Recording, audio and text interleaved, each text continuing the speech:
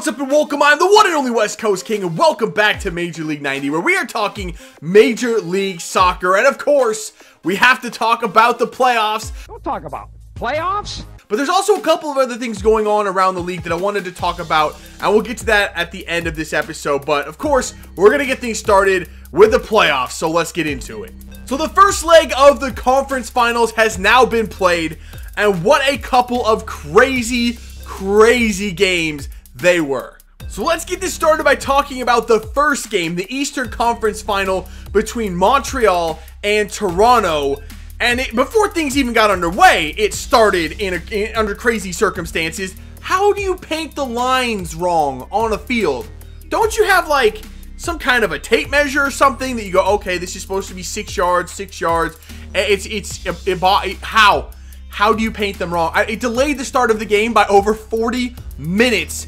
And I don't know if that had anything to do with the way Toronto started that game, but it might have had something to do with that along with some great crazy green laser being pointed at all the Toronto players. That would have driven me crazy if I was out there playing, but I don't know. It's just a very odd game. But it started off, Montreal came out firing, and it looked like Toronto was not ready for it. They absolutely looked disorganized at the back.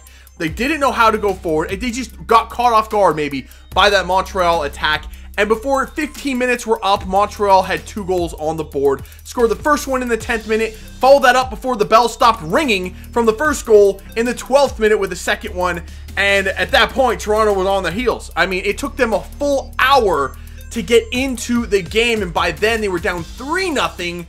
And if it hadn't been for Jozy Altidore, that game might have ended 3-0 or maybe 4-0. But Jozy Altidore woke up, got them their first goal to get them back into it and wake them up a little bit, and then had a huge part in their second goal.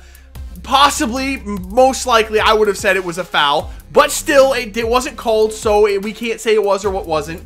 But he looked like he just shoved the defender over in the box, laid a ball across to, I think, Ricketts, who then laid it to Bradley for the second goal, and the game ended up finishing 3-2, headed back now to Toronto for the second leg.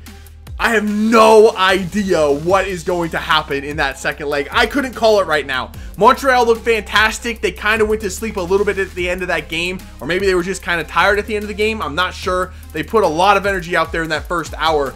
I don't know what happened, but Toronto played their way back into it, and it's anybody's game now headed back to Toronto. I will say, though, Giovinco, in my opinion, and a lot of people's opinion, best player in the league, completely non-existent.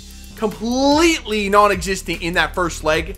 I don't know what happened. I don't remember him making a single play at all in that entire game. I mean, he just didn't do anything. And for your best player, the best player in the league, a guy you count on to not show up in that kind of circumstance, I don't know if Toronto can cope with that. If he does that again, if he doesn't show up in this second leg, I think Montreal will take it. But I wouldn't bet on Giovinco having 2 bad games back-to-back. So again, I can't call it. I can't even give you a prediction on what I think is going to happen. I've been wrong for the most part in these playoffs. It's the MLS. Anything could happen. And so far, pretty much anything and everything that could happen has. And on to the Western Conference Final in Seattle with the Sounders taking on Colorado. An interesting game. Colorado came out in the first, 15 minutes and decided to play offense. I think that caught everybody off guard. No one expected Colorado to play offense because they don't. They just don't go forward. They don't attack. They don't push numbers and dedicate numbers to the offense at all. They did that, and they came away with a goal early on in that one to go up 1-0. And then they turned into Colorado and played defense for the rest of the game. Unlucky for them, Seattle can also score goals. They're very good at doing that, especially at home. They very rarely get held goalless at home, especially as of late. Since Brian Schmetzer took over and they became the Seattle Sounders, they just do not get held scoreless. And they came right back. Once Colorado went into their shell, Seattle flipped the switch and they went on the attack. Jordan Morris got him back into the game with a nice follow-up goal. Great move from Christian Roldan through the midfield, finding a shot for himself. A slow roller that somehow found the post, rebounded to Jordan Morris, who followed it up nicely and tapped it home for the equalizer. And then Nico Ladero just was Nico Ladero all night long, just all over the place, getting in there, getting the ball, making things happen, earned himself a penalty, and converted it to go up 2-1, and that is how that one finished, headed back to Colorado. This one, I still believe the Sounders have the advantage there. because you just never know if Colorado is going to score or not. Skelzengashi is dealing with a bad ankle injury. He played, I think, the full 90 or close to it in Seattle, and he just was a shell of himself. He just was not the Skelzengashi they needed to create the offense. And if they don't have that from him in Colorado, I don't know if they'll score a goal or not. They were completely out of it once they scored that goal. If they can't get that offense from something, I don't know if they'll score one, and I would bet on Seattle getting a goal somewhere. That just seems to be how they are now. They'll find a way to score one goal, and that will really put Colorado up against it. They'll need two if they give up one to Seattle. I think Seattle's going to pull through this and go into the MLS Cup final. So it is shaping up to be a very interesting second leg in both series. Let me know what you guys' predictions are down below. I'm picking Seattle in the Western Conference. In the East, if I really had to pick one, I'd say Toronto, just because I don't want to bet against that team. When they're good, they are great, and they're going back home. I can't bet against them, but, I mean, Montreal went on the road and got it done against the New York Red Bulls. I didn't think that would happen, so I don't know. I'd pick Toronto if I had to pick one, and I'd also pick Seattle. Let me know what your thoughts are, your predictions are down in the comments below.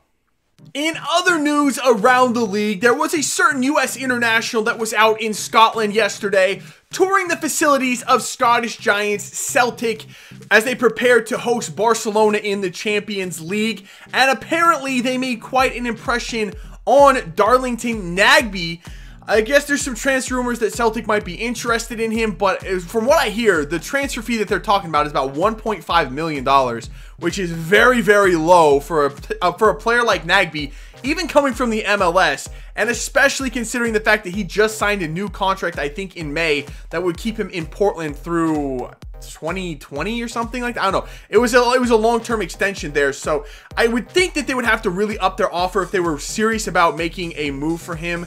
I don't know if Brendan Rodgers is willing to do that or not, but Celtic lost the Champions League. They did better in the Champions League, though, this time around against Barcelona. They lost 2-0 at home. It was a lot better than the first time they played them, where they lost, I think, 7-0 down in Spain. So at least it wasn't so bad, but apparently Nagbe was impressed. It'll be interesting to see if they actually put in an offer for him or not, and if Nagbe's willing to go there. It sounds like he wants to. It sounds like he's ready to maybe take that next step now in his career. We'll have to see what happens there. And the last thing I wanted to talk about today was something you don't hear a lot about in the MLS, and that is youth academies and homegrown players and things like that, but FC Dallas are definitely making waves on that front. This fall alone, they have signed 3 more homegrown players to their academy or to their system. They now have 17 in total there, and 9 of which are in their senior team. So they are really, really pushing for those homegrown players. Their latest prospect they have signed is 15-year-old Brian Reynolds. This kid looks like to be the real deal. Last month, he made 3 appearances for Dallas's under-18 team, and he scored 5 goals in those 3 appearances. Last week, he was part of the U.S. Internationals under-17s. In 2 friendlies against Jamaica, he played 38 minutes and scored a goal there as well. He looks like a legitimate prospect, not only for FC Dallas, but most likely for the U.S. International team, and he may move abroad and go on to bigger and better things over in Europe somewhere. I mean, he really, really does look very, very good. So we'll have to see how that pans out. But I was excited to see that FC Dallas are taking such strides in, you know, emphasizing homegrown players and bringing in local talent. And it's paying off very, very well for them. I mean, they were the best team in the regular season this year in the MLS. They won the U.S. Open Cup as well. And if it hadn't been for an unfortunate, you know, player moving abroad at a very inopportune time, and then an injury to one of their key players in the playoffs, they probably would be challenging for the MLS Cup as well. So there's a lot of good things going on in Dallas. It just didn't quite work out all the way for them this year, but there's definitely more talent coming through that system. So that is all I've got to talk about for today. As always, leave me your thoughts, feedback, and comments down below. Let me know your predictions for who you think is going to be in the MLS Cup final come December. No matter who makes it, I think it's going to be a really, really, really good matchup. There's some really, really high-powered offenses left in it, and one really, really good defense. It should be interesting either way, but that's going to do it for this one. If you did enjoy it, make sure to let me know by leaving a like below. Subscribe if you're new, and I will see you when we come back for some more Major League 90. See ya.